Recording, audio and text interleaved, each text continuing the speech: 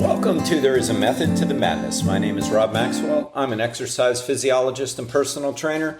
I'm the owner of Maxwell's fitness programs, and I've been in business since 1994. The purpose of this podcast is to get to the real deal of what really works and, most importantly, why things work. Hence the name, There is a Method to the Madness. Today, I'm going to continue talking about these variables of programming, and I'm going to talk about exercise selection or mode. Came up at the gym this morning. I think it needs a lot of explanation. Before I get to that, let me thank Jonathan and Lynn Gilden of the Gilden Group at Realty Pros. They are committed to providing the highest level of customer service in home sales. Why don't you give them a call? Figure out what your house is worth. 386-451-2412. All right, so exercise selection or the mode. What's best? So we got free weights, and free weights can be broken down into barbells, dumbbells, and kettlebells. We have selectorized machines. We have body weight. We have elastic tubing or bands. Those are like the main modes of resistance training. So let me cut to the very end of this and say there is no best mode. There might be a best for you, but there is definitely not a best mode. But I want you to listen to this whole thing so you know why. They all have pros and cons. Now, this came up because one of our clients was talking this morning about how a kid they know, when I mean kid, I mean like teenager, college age, somewhere in that age group. I'm not completely sure. Somewhere in that age group, and it's just common within this age group. They were doing a lot of, say, barbell squats at the gym, which can be fine. And they're, so the client was kind of wondering, so is that kind of better? I mean, in so many words, and this comes up a lot when it comes to, say, some barbell exercises like squats and bench presses and things like that.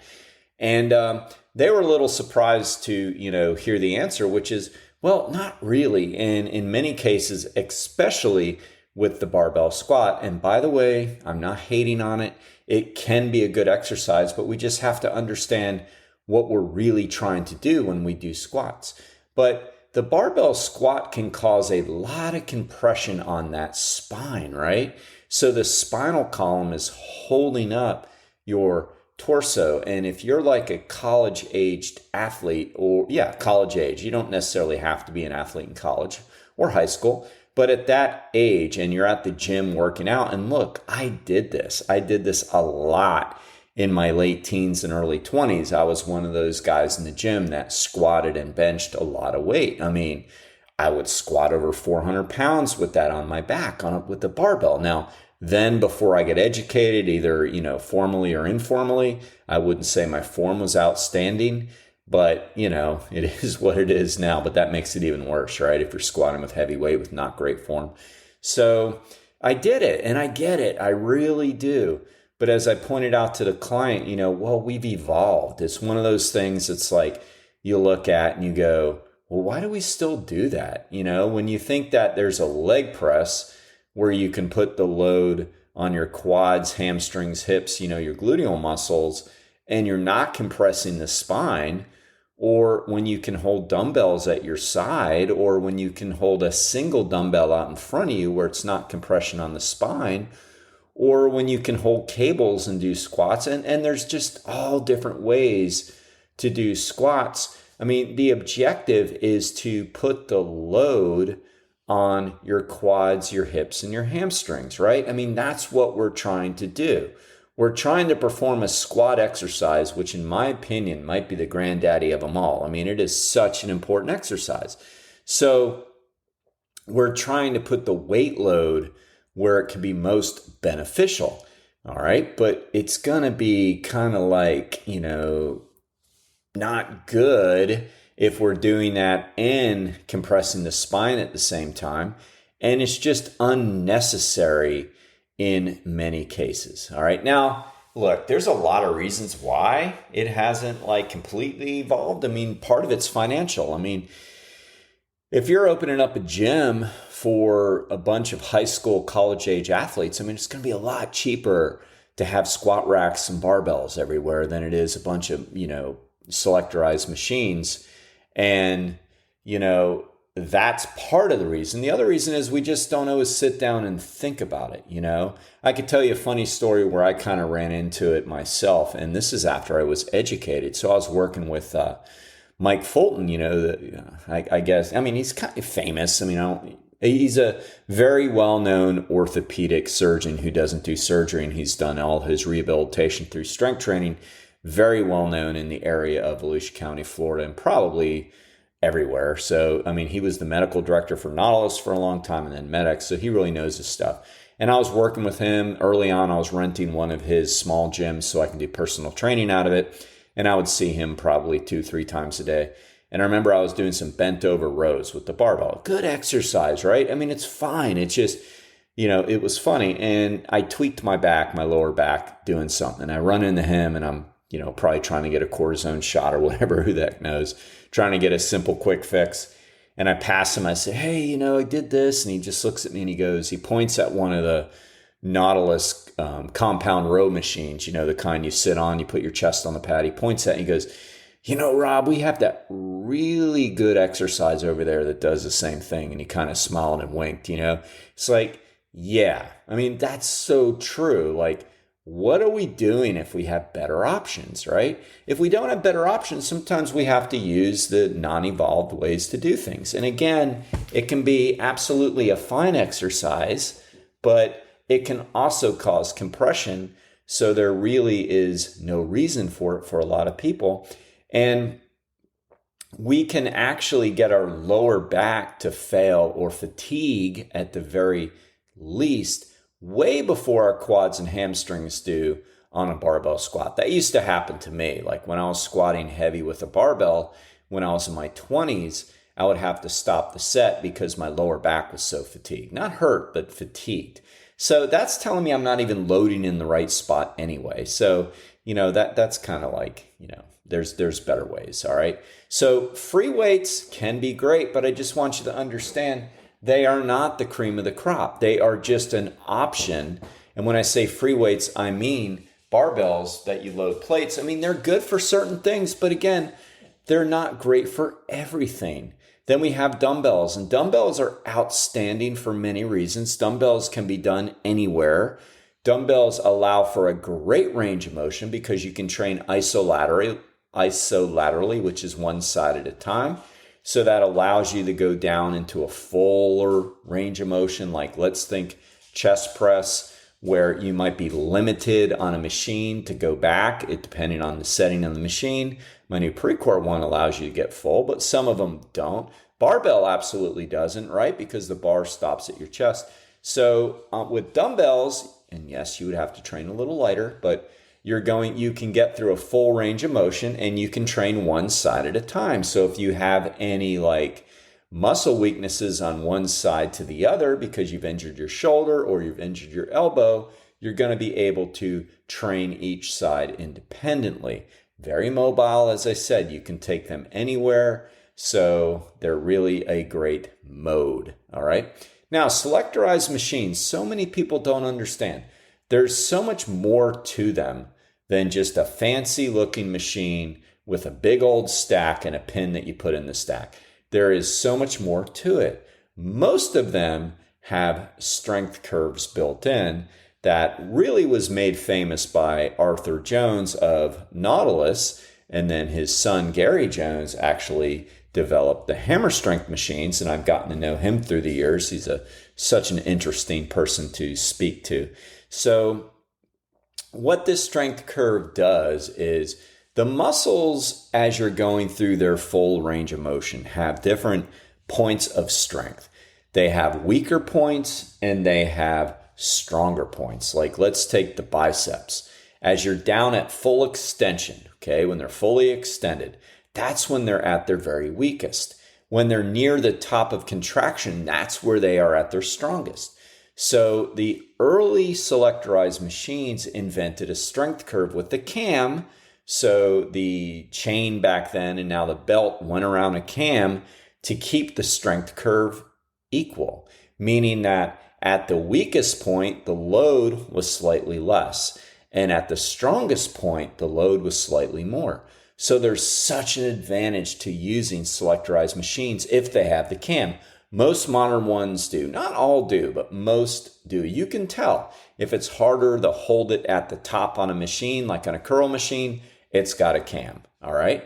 So that allows for an even strength curve. Plus, you can isolate better. Like, how are you going to isolate your quads very well without a leg extension machine? I mean, it's going to be pretty darn hard, right? To kind of simulate an extension type motion with a ankle weight or try to put a dumbbell on your foot. And yes, I've seen boots like that where people make them. I mean, that's great if that's all you have. But if you have the availability of a leg extension machine, why wouldn't you use it? It's the only way to isolate your quads. So there is that advantage to them. Plus, you just don't have to set up a lot. So as a trainer, they're great because if you're training a person in a session, you're trying to make the most efficient use of their time. So if you're constantly setting up weights somewhere, I mean, you're getting in the way of precious time. And in personal training, people are paying by the minute, essentially, right? So that becomes an important issue as well. And they're harder to get wrong. I mean, I have seen it. I have seen people get on the seated dip machine and try to push the handles up. And if that's you, yeah, I guess I'm laughing at you a little bit. It's okay. We've all done silly things. Yes, we've all done silly things. I've seen people get on the chest press backwards. I mean, yes, there are things we can do wrong, of course. But for the most part, they're pretty self-explanatory compared to put a pair of dumbbells on the floor and say, do this. People might look at you funny. So there is a less of a learning curve with them, and that's good. Bands and tubes are great. It's more what we would call isokinetic resistance, meaning that the resistance is also dependent on your speed of motion. And there comes a point where you really can't maximize it much anymore. And there's a little bit of a safety issue with some of them, like I've seen them pop and they snap and hit your leg. I mean, I've done that numerous times. But tubes and bands can be really good when you travel to get some more resistance. And they're very good for things like tube walks, which we do to work the adductor muscles for people who have knee or hip issues. They are great for that. You can simulate any body weight exercise with them, so that is great too. So they're a good option. I think they're more of a travel option and a here or there option versus an everyday option. And then finally, there's body weight. And you can train with your own body weight. I just finished with one of my remote clients, Sydney, and she's super fit. She's a mom. She has 3 little ones now. And so because of her work and because of her moving, we've moved her workouts to remote, and she's got very little time. And our workouts are probably between 20 and 25 minutes on the phone. But she is super fit and agile. So we can use body weight for her. It's funny. This is one of those things like machines and barbells where people don't understand and they have it all wrong. I've heard so many people say, well, I'm going to start with body weight exercises because that's easier. It's no, man. If you're just curling up your arm with no weight, of course it's easier. But, body weight squats are not easy compared to, say, putting 30 pounds on a leg press. Push-ups are not easy compared to putting 20 pounds on a chest press. Pull-ups are certainly not easy compared to put 30 pounds in a pull-down. Lunges are not easy, and it drives me crazy when I see parents suggesting that their kids do lunges. When I mean kids, I mean under 13 or so, under the age of maturation, because they can't do them right, and their knees are going all over the place. They're wobbling. I mean, lunges are hard for people. So body weight is not easy. I would argue it's one of the hardest ways to train if you're doing real squats, if you're doing lunges, if you're doing pull-ups, if you're doing push-ups. It's hard. So it works for her remotely because she can do the moves that I want her to do. And it's definitely an option. And no, it doesn't have to be either or like it sounds. It's aren't crunches body weight? Well, yes. So of course, not all body weight exercise is extremely difficult. But to do a full body workout, I would say that it is. And it's not for everybody, but it is a great option if you're traveling. It's a great option to work up to things. I still love when people, male or female, are unable to do a pull-up and tell me that's going to be one of their goals. I love it because I think it's a challenging goal. I think it's a great goal. And, like I said, it's very difficult. I think it should be incorporated when you can do different body weight exercises. We have the majority of our clients do some forms of body weight squats at home. That's great. So it's definitely something we can all do. Look, if you're going to pin me to an answer, for me, I believe the best tools, plural, to use for 99% of the population is going to be selectorized machines and dumbbells. I love them both. I think they are the best. And I think barbells can work for some people. And I think body weight can work for some people. And tubes and bands are great for travel, as I said. But man, it is hard to beat selectorized machines and dumbbells, which is why when you go to most places like condo gyms or hotel gyms, that's what they're going to have, because there's resistance that you can use. And that's the key.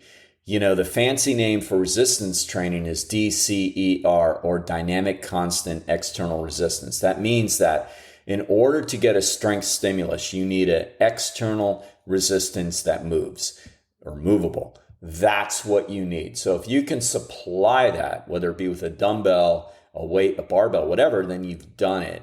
And so whatever it takes to stimulate your muscles appropriately, progressively, is the best resistance for you. I've said for years, your muscles are not prejudiced. It's funny how I said once to somebody, I say it all the time, but this one time I said, do you really think your biceps can tell what's stimulating it right now, a dumbbell versus that machine over there? They looked at me like they heard that for the first time. I'm like, really? So you really think your bicep is going to go, oh man, that's a dumbbell, I'm going to grow more. Oh, that's a free weight barbell. It doesn't know, man. If you've ever had physical therapy, you know that they utilize e-stim, electrical stimulation, to stimulate the muscle so it doesn't atrophy. That's all it needs is stimulation, whatever does it best and doesn't cause problems in other areas like barbell squats can potentially, not all the time. And yes, form matters. All right. The best garage door company in the state of Florida is Overhead Door of Daytona Beach, and they are owned by Jeff and Zach Hawk. Good friends, great sponsors. Give them a shout at Overhead Door Daytona.